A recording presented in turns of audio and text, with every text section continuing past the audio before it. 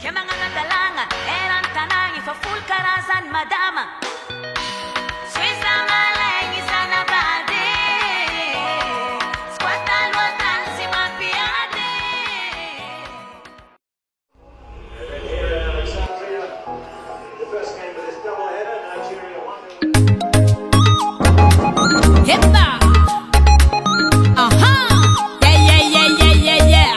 Mama way!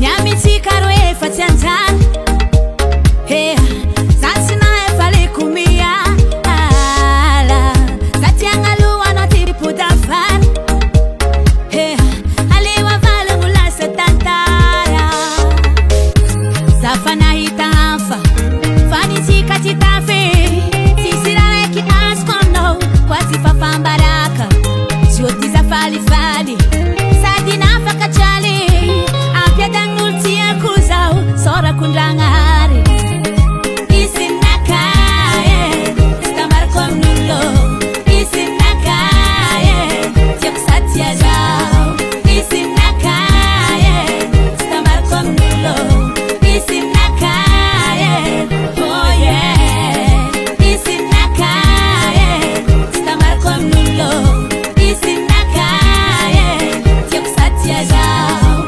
Isinakaye Stamar kwa mnulo Isinakaye Oh yeah Nama mazan kano Dima pula mzatu arivu Kenza idoko changofu Zamol kapyo kunolu Aza toto mama wene galange Zafa na itotia zao